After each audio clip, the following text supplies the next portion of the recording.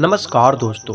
सभी इंसान अपने जीवन में कई सारे अच्छे काम को अंजाम देते हैं। जिंदगी में कई सारे नेकी भरे काम करते हैं, गरीबों की मदद करते हैं, गरीबों की सेवा करते हैं और ना जाने ऐसे ही कितने सारे अनगिनत अच्छे कार्य को करते हैं। पर आप अनजाने में ही ये सारे अच्छे काम करके भी पाप के भागी बन जाते हैं। इसलिए महात्मा बुद्ध की इस कहानी को आप पूरा अंत तक जरूर देखें, ताकि आप चीज़ों को अच्छे से समझ सकें और आपके सारे अच्छे कर्म बेकार ना हो जाए, उसके बदले आपको कोई पुण्य ना मिले, जिंदगी भर की नेकी सब व्यर्थ ना हो जाए। तो दोस्तों, बहुत समय पहले की बात है।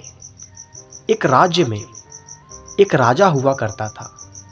उसके पास अपार धन संपत्ति थी, किसी चीज की कोई कमी नहीं थी। राजा अपनी प्रजा की हर सुख सुविधा का ध्यान रखता था। राजा का बौद्ध धर्म के प्रति भी काफी रुझान था। वो अक्सर राज्य में आए भिक्षुओं की सेवा किया करता था। उनके खाने पीने से लेकर दान सब चीज राजा किया करता था। यहाँ तक कि राजा के अपने राज्य में ही कई भिक्षुओं के लिए कई आश्रम और मठ तैयार किए हुए थे, ताकि जो भी भिक्षु महात्मा या अन्य लोग आए वो वहाँ रुक सकें। सभी राजा के इस कृत्य से काफी प्रसन्न थे। जो भी भिक्षु आते राजा के इन सभी कार्यों की प्रशंसा किया करते थे। राजा ने आज तक कई गरीबों, भिखारियों, फकीरों, भिक्षुओं इत्यादि की सेवा की थी। वो स्वयं के इन कृत्यों पर बहुत ही गर्व महसूस करता था। एक बार राजा के राज्य में एक महाज्ञानी महात्मा पहुंचते हैं। वो एक विख्यात महात्मा थे। दूर दूर तक उनकी प्रसिद्धि थी। वो यात्रा से लौट रहे थे, तो लौटते समय मार्ग में उस राज्य के एक मठ को देख वो अन्य भिक्षुओं के पास रुक जाते हैं। इतने बड़े महात्मा को देख सभी भिक्षु प्रसन्न हो जाते हैं और सभी उनकी स्वागत करते हैं और उनकी सेवा में लग जाते हैं। धीरे धीरे ये बात पूरे राज्य में फैल जाती है कि एक महान विख्यात महात्मा उनके यहाँ आए हुए हैं।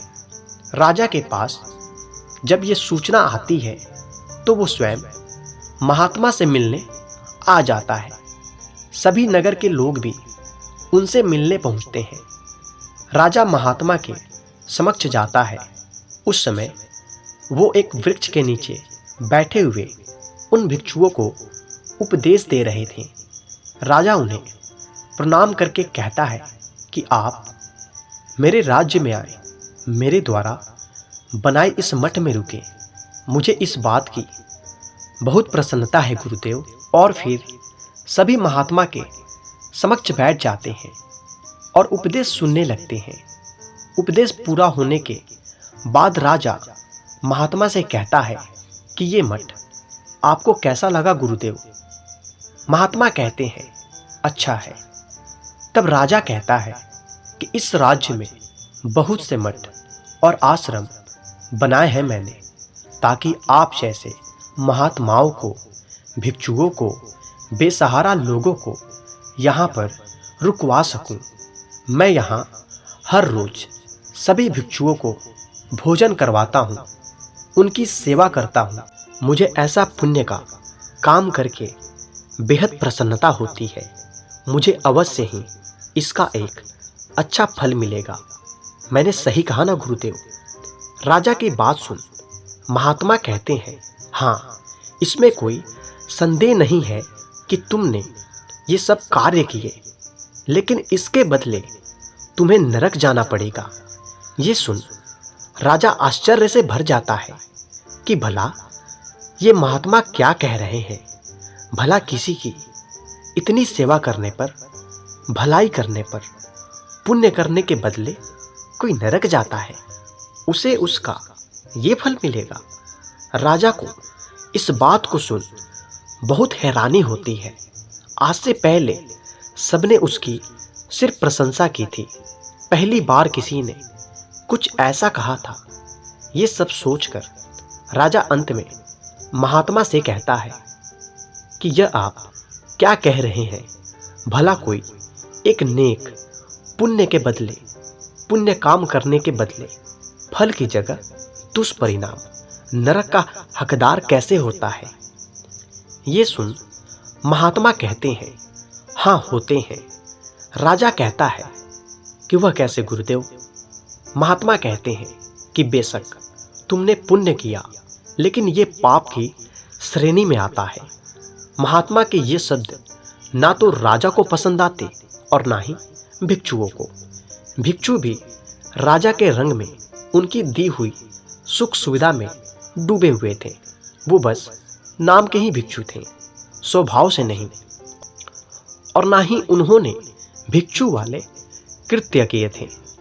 राजा महात्मा पर क्रोधित हो जाता है और कहता है, मैं तो यहाँ स्वयं आपकी सेवा करने के लिए आया था, लेकिन आप तो मेरे ही राज्य में आकर मेरी ही प्रजा के सामने मुझे बेइज्जत कर रहे हैं। मेरे जिन कार्यों को सब पुण्य कहते हैं, उसे एक ही पल में आपने पापी बना दिया। ये सुन महात्मा कहते हैं कि मैंने तो सत्य कहा है, लेकिन तुम स्वयं इस बात से अनजान हो कि पुण्य में पाप होता है। राजा कहता है कि मैं आपकी बात से सहमत नहीं हूँ। मैंने पुण्य किया है और मुझे इसके बदले फल अवश्य मिलेगा। इतना कहकर राजा लौट जाता है। वो महान महात्मा भी अपने आश्रम चले जाते हैं। राजा को यकीन था कि उसे पुण्य जरूर मिलेगा। समय आगे बढ़ता है, राजा की भी आयु बढ़ती जाती है। राजा वृद्ध होने लगा और फिर वो अपने अंतिम समय में भी पहुंच गया। जब उसका अंतिम समय निकट आया, तब उसके मन में यह विचार आया कि उसने जीवन भर इतना पुण्य किया, लेकिन उससे कुछ भी फल नहीं मिला।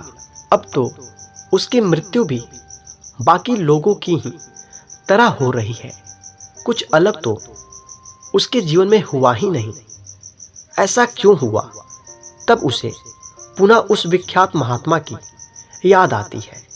तब वह अपने सैनिकों को भेज उन्हें बुलाने का आदेश देता है।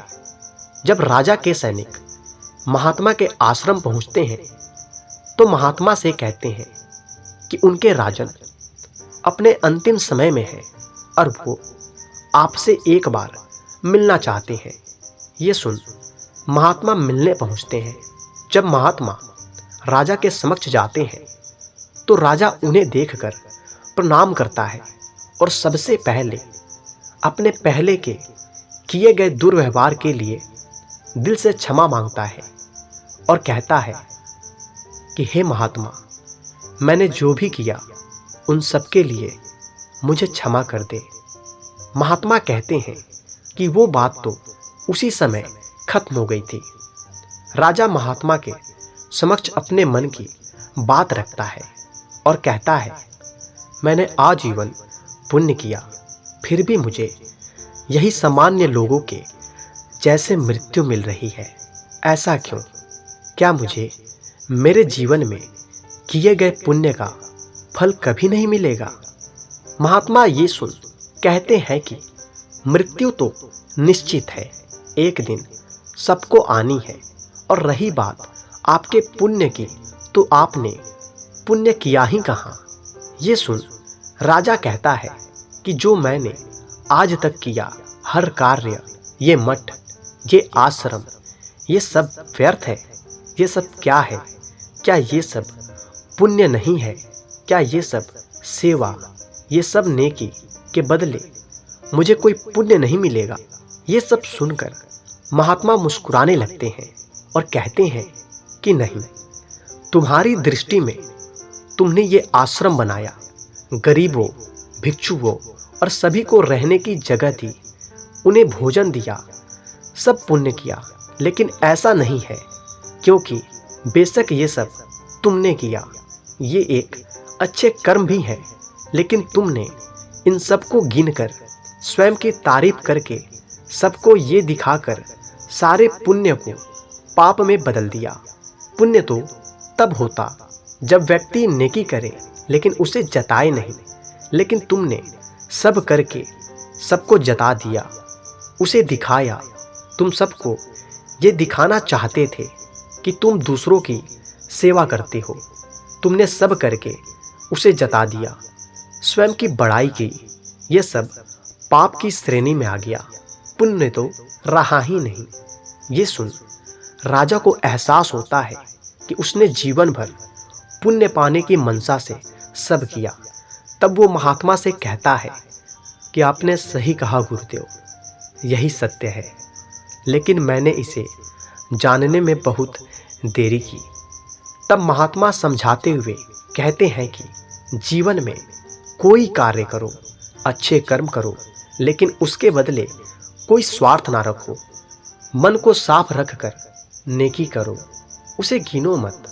उसके बदले कोई चाह मत रखो कि आपको पुण्य मिलेगा, क्योंकि ऐसा विचार रखना ही पाप है और ये पुण्य को खत्म कर देता है।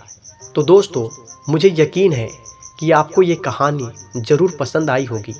तो कृपया कर इस वीडियो को लाइक, कमेंट, शेयर तथा इस चैनल को सब्सक्राइब अवश्य कर लें। धन्यवाद।